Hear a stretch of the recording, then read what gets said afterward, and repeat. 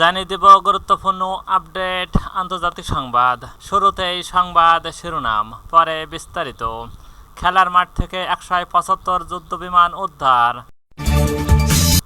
এরপর জানিয়ে দেব দ্বিপাক্ষিক সম্পর্ক জোরদারে পাকিস্তান সফরে এরদোয়ান। আরও জানিয়ে দেব গাজার যোদ্ধারা সত্য না মানলে আবারও যুদ্ধ শুরুর হুমকি। এরপর যা থাকছে পশ্চিম তীরে ইসরায়েলের তাণ্ডব, বাস্তুচ্যুত 35,000 ফিলিস্তিনি। সর্বশেষ জানিয়ে দেব গাজায় নরকের দরজা খুলে দেওয়ার হুমকি দিলেন ইসরায়েলি মন্ত্রী। এতক্ষণ শুনছিলেন সংবাদ শিরোনাম, এবার বিস্তারিত। তার আগে অনুরোধ থাকবে আজকের এই ভিডিও সম্পর্কে আপনার মূল্যবান মতামত। ভিডিওটি ভালো লাগলে লাইক, কমেন্ট ও শেয়ার করে সবাইকে দেখার সুযোগ করে দিন। খেলার মাঠ থেকে 175 যুদ্ধ বোমা উদ্ধার।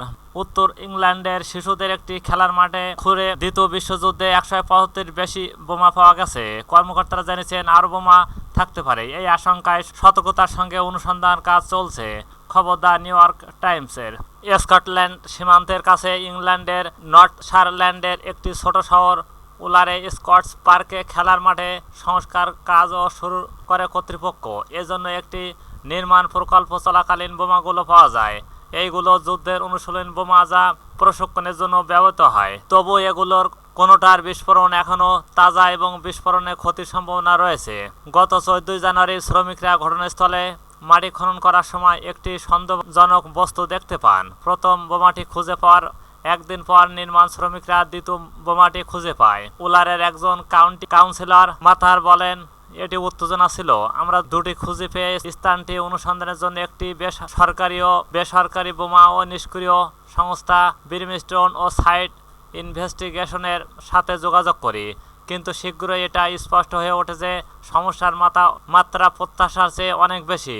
23 জানুয়ারি ব্রিমস্টোনের কাজের প্রথম দিন কর্মীরা আরও 65 অনুশীলন বোমা খুঁজে পায়। প্রতিটি ওজন 10 পাউন্ড। তাতে ধোয়াটে কর্তৃত্ব শনাক্ত করা হয়। কাউন্সিলের আরও জানান, দ্বিতীয় দিনে ব্রিমস্টোন আরও 90টি অনুশীলনে বোমা খুঁজে পেয়েছে এবং নিরাপদে একটি নির্দিষ্ট স্টোরেজ এলাকায় সেসব সরিয়ে নিয়েছে। তিনি আরও জানান, এইগুলোর ফিউজ এবং উপাদান এখনও অক্ষত রয়েছে, তাই এখনও সম্ভাব্য বিপজ্জনক হতে পারে।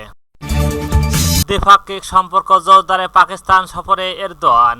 তুরস্কের প্রেসিডেন্ট রিসেপ তাইয়িপ এরদোয়ান 2 দিনের সরকারি সফরে আজ বুধবার 22 ফেব্রুয়ারি পাকিস্তান সফরে যাচ্ছেন। প্রধানমন্ত্রী শাহবাজ শরীফের আমন্ত্রণে তিনি এই সফর করছেন বলে জানিয়েছেন পাকিস্তান পররাষ্ট্র মন্ত্রণালয়। খবর দ্য পাকিস্তান এক্সপ্রেস ট্রিবিউন। সফর সঙ্গী হিসেবে এরদোয়ানের সঙ্গে থাকবে উচ্চ পর্যায়ের এক প্রতিনিধি দল, যেখানে মন্ত্রী, ঊর্ধ্বতন কর্মকর্তা এবং কর্পোরেটের ও নেতারা উপস্থিত থাকবেন। সফরকালে তিনি পাকিস্তানের রাষ্ট্রপতি আসিফ আলী জারদারি, প্রধানমন্ত্রী শাহবাজ শরীফের সঙ্গে পৃথক বৈঠক মিলিত হবেন।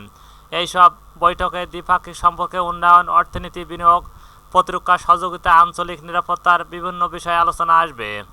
এরদোয়ান এই সফরে অন্যতম গুরুত্বপূর্ণ কর্মসূচি হল পাকিস্তান তুরস্ক উচ্চ স্তরের কৌশলগত সহযোগিতা পরিষদের HLSCC এবং 7ম অধিবেশনের অংশগ্রহণ। এতে কূটনৈতিক, বাণিজ্যিক ও প্রতিরক্ষা সম্পর্ক আরও জোরদারের বিষয়ে আলোচনা হবে। অধিবেশনের শেষে দুই দেশের মধ্যে বেশ কয়েকটি সমঝোতা স্বাক্ষর MOU সই হওয়ার কথা রয়েছে। এছাড়া এরদোয়ান শাহবাজ শরীফ যৌথভাবে পাকিস্তান তুরস্ক ব্যবসা বিনিয়োগ ফোরামের উদ্বোধন করবেন। এতে দুই দেশের শিল্প বাণিজ্য খাতের শীর্ষ ব্যক্তিরাও অংশ নেবেন। ঐতিহাসিকভাবে পাকিস্তান তুরস্কের মধ্যে ঘনিষ্ঠ কূটনৈতিক ভ্রাতৃপূর্ণ ও সম্পর্ক বিদ্যমান, বিশেষ করে সামরিক, অর্থনৈতিক, সাংস্কৃতিক এবং ক্ষেত্রে দুই দেশ দীর্ঘদিন ধরে পারস্পরিক সহযোগিতা করে আসছে। ধারণা করা হচ্ছে প্রেসিডেন্ট এরদোয়ান এই সফরে দ্বিপাক্ষিক সম্পর্ককে আরও দৃঢ় করবে এবং নতুন সম্ভাবনার দ্বার উন্মোচন করবে। গাজার যোদ্ধারা সত্য না মানলে আবারও যুদ্ধ শুরুর হুমকি। ফিলিস্তিনের স্বাধীনতাকামী যোদ্ধা হামাস যুদ্ধবিরতি সত্য না মানলে আবারও গাজায় হামলা শুরুর হুমকি দিয়েছেন ইসরায়েল প্রধানমন্ত্রী বেঞ্জামিন নেতানিয়াহু। ইতিমধ্যে তিনি তার সেনাবাহিনীকে গাজার ভেতরে চারপাশে যুদ্ধ অবস্থায় নেওয়ার নির্দেশ জারি করেছেন, যাতে সবুজ সংকেত পাওয়ার সঙ্গে সঙ্গে আবারও গাজায় হামলা শুরু করা সম্ভব হয়।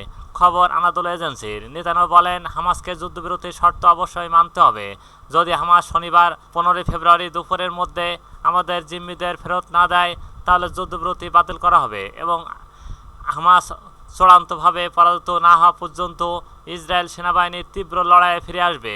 মঙ্গলবার 4 ঘন্টা নিরাপদ মন্ত্রিসভার বৈঠকের পর এক ভিডিও বিবৃতিতে নেতানিয়াহু এইসব কথা বলেন। গাজা থেকে ফিলিস্তিনের স্থানান্তর জন্য মার্কিন রাষ্ট্রপতির আহ্বানের প্রসঙ্গে টেনে তিনি আরো বলেন, শনিবার দুপুরের মধ্যে আমাদের জিম্মিদের মুক্তি দেওয়ার জন্য রাষ্ট্রপতি ট্রাম্পের দাবি এবং গাজার ভবিষ্যতের জন্য তার বিপ্লবী দৃষ্টিভঙ্গিকে আমরা স্বাগত জানাই। এর আগে ফিলিস্তিনের গাজায় আটক সব জিম্মিকে মুক্তির আলটিমেটাম দেন মার্কিন প্রেসিডেন্ট ডোনাল্ড ট্রাম্প।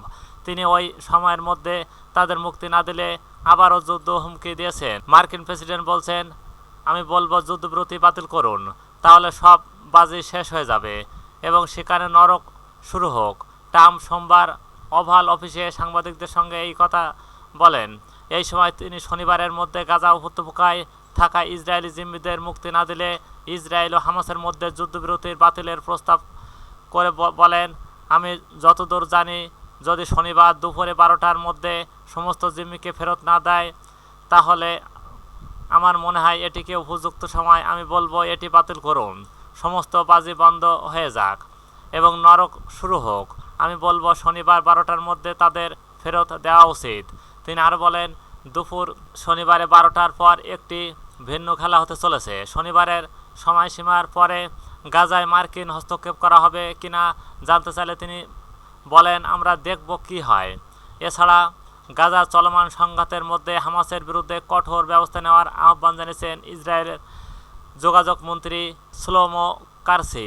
তিনি বলেন, হামাসের জন্য নরকের দরজা খুলে দেওয়ার সময় এসেছে।